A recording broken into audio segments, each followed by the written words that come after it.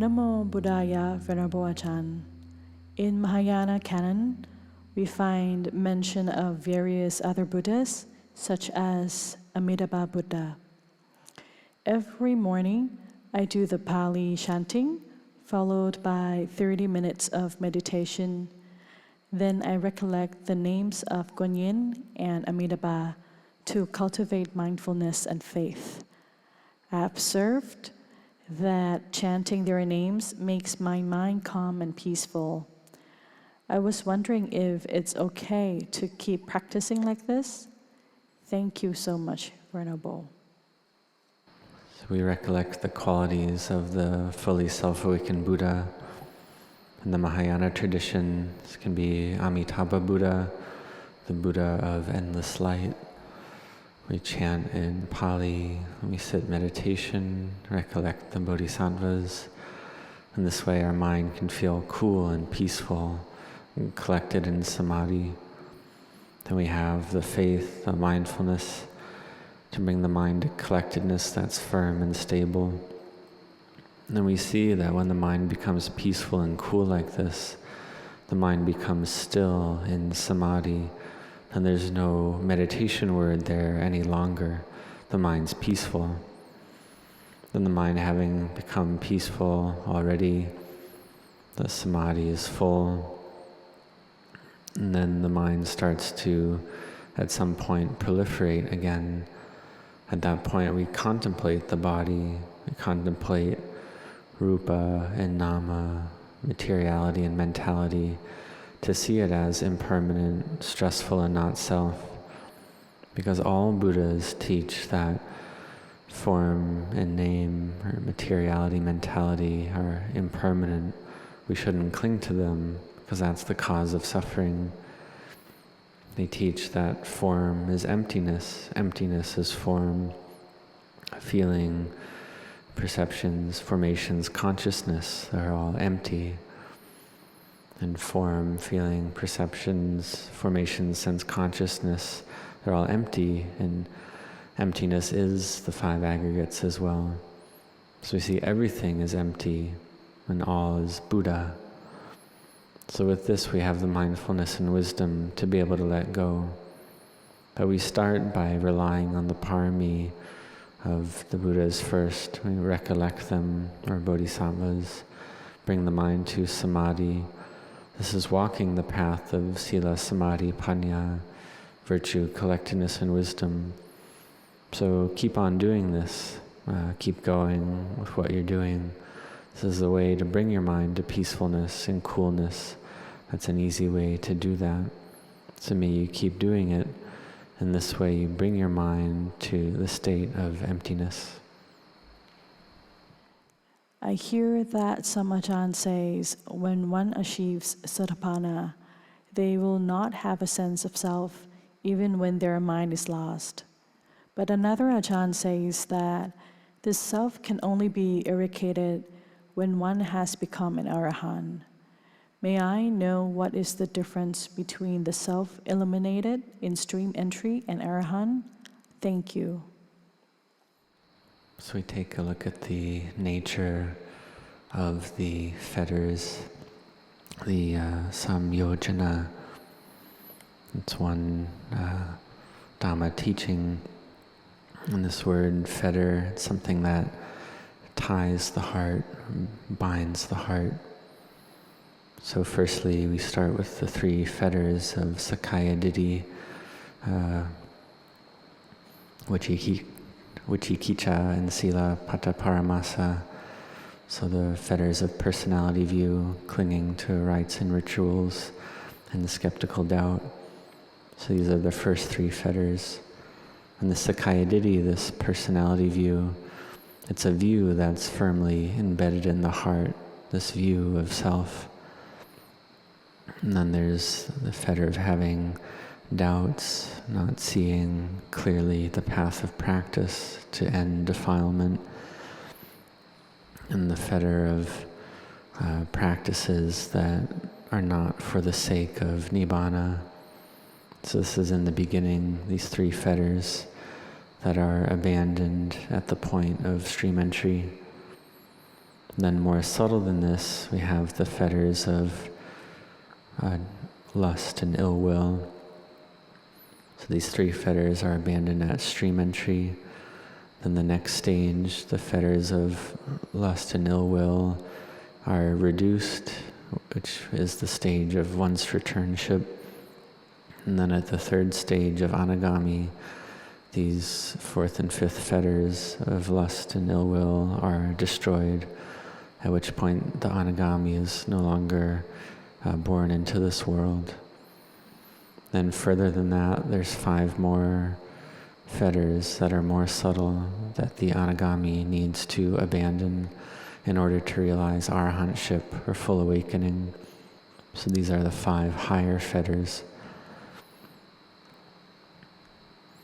And then this is the destruction of all defilement, the end of the self, or the sense of self. And we see that the arahant is one who is far from the defilements. There's no defilements, no self at all.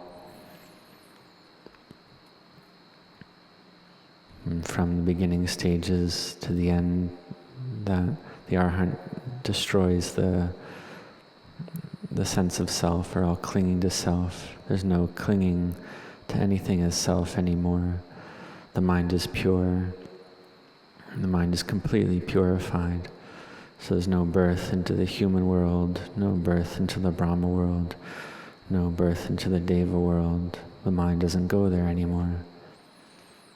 And for the stream enter, it's the being who cuts the 3 fetters of personality view, clinging to rites and rituals, and skeptical doubt. So one who has weaker parami and abandons the 3 fetters, they're born as human for 7 lifetimes, but no 8th lifetime. Then in that 7th lifetime they realize full awakening or arahantship. And with more parami, then such a being has 3 more lifetimes. And with more parami, then that stream enter just has 1 more lifetime. And then the Sakadagami, the once returner, they have just 1 life left as well before realizing arahantship. And the Anagami has no more lives in this world, but upon death they go to the Brahma world. And they realize arahantship in the Brahma world. So the stream enter, when they abandon these 3 fetters, they see the Dhamma, they see Nibbana. They've seen already, so they enter the stream of Dhamma, but they don't yet attain to Dhamma. They've abandoned defilement, 1 portion of defilement, and changed wrong views to be right views. But there's still that sense of self there, even though the stream enter has seen not self. So the view has changed. Before there was clinging to things as self, but now that being is seen not self, seen it's not me or mine or I.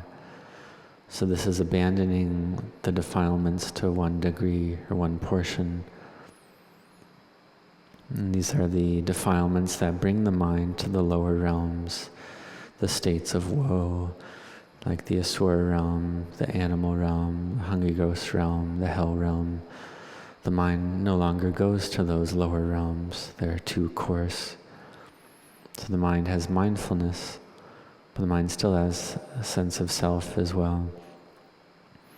And is there anger? Yes, there's still anger, but there's no thoughts of harming, because such a being, a stream enter, sees the drawbacks in ill will, sees the drawbacks in greed, aversion, and delusion. So the mind is not able to go to these lower states. But there's still a self there, but it's a self that's good. It's a self that's Arya, noble, supreme. It's not a being with thick defilements. It's no longer a beautiful being or Kalyana Chana, but it's above that with wisdom.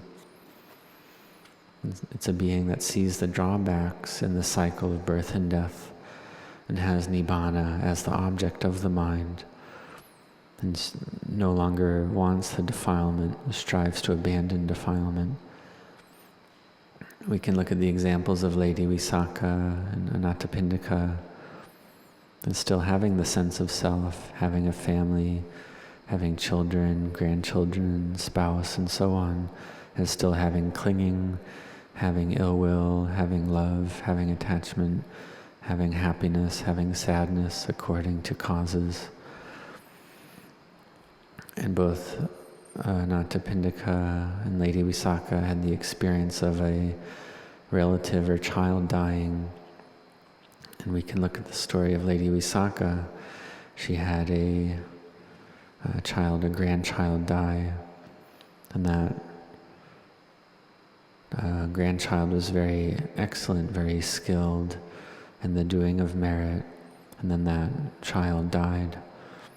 So that child did their work very well, was very skilled at receiving the Buddha and the Sangha, to give alms, to make merit, and really helped in the making of merit to make the work lighter. We can say that this child was like the right-hand person of Lady Visakha. But then they died from this world, and Lady Visakha felt quite sad, even though she knew that old age, sickness, and death are normal. She understood this already, but she saw that this grandchild who died was a very good person, very helpful, so that it was a shame, it was too bad that they died. But then upon receiving the teachings from the Lord Buddha, she had mindfulness arise, that if everyone was her child, then she would receive a great amount of suffering. So mindfulness arose. And there was this sadness that her grandchild had died. That was such a good person. But then this mindfulness arose, this contemplation, and she was able to accept this impermanence, that however good she is, she'd have to die. It doesn't last. So this is one example. There's a sense of self there, but it's a lofty sense of self. It's a noble being. It's different from a normal person who has the sense of self and doesn't see that self, doesn't understand it. But Lady Visakha, she had seen the truth of not self and striving to develop her mind to be higher.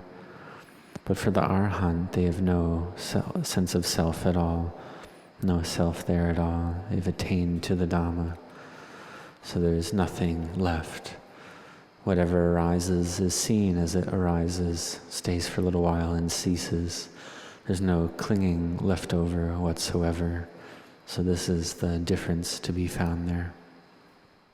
So there's another way that we can look at this comparison about the moods or sense impressions. For instance, we look at the Bhutajana or Putojana, one with thick defilements, no sila, no virtue, and that these moods or sense impressions, it's like drawing a line in a hard rock that's solid or hard, or like something very solid like that. And the line is deep, and it takes very hard to erase that line. So this is mindfulness that's quite weak, and the mind just chases after moods and sense impressions. And there's ill will, anger, wishing to harm, vengeance, lack of virtue. And then someone with virtue arrives, someone who has sila dhamma, and they're also like a hard rock, but it's not actually a rock, it's just dirt that's very firmly compacted. So it's an improvement. It's not actually stone, but it's very hard dirt. So drawing a line in that, it's still quite hard to erase or takes a long time, but it's not a rock, so it's an improvement. And then we come to the beautiful being, the Kalyanachana. There's still greed, aversion, and delusion, still the sense of self there, but there is Sila Dhamma, there is virtue. And so that's like, that's also like dirt, that's hard. And we come to the point of a noble being, Arya, Pugala, in the beginning, stream entry, a stream enter, and that's also like hard dirt, but it's not rock anymore, it's dirt already, or earth. And the stream enter that has 7 lives left, it's like hard dirt, 3 lives left, it's softer dirt, and 1 life left, it's the dirt starting to get soft. And then for the once returner, the Sakadagami, the dirt is quite soft already.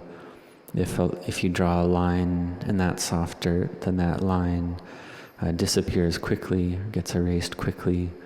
If greed, aversion, and delusion arise, they dissipate quickly. And for the Anagami, the non-returner, it's like drawing a line in the sand.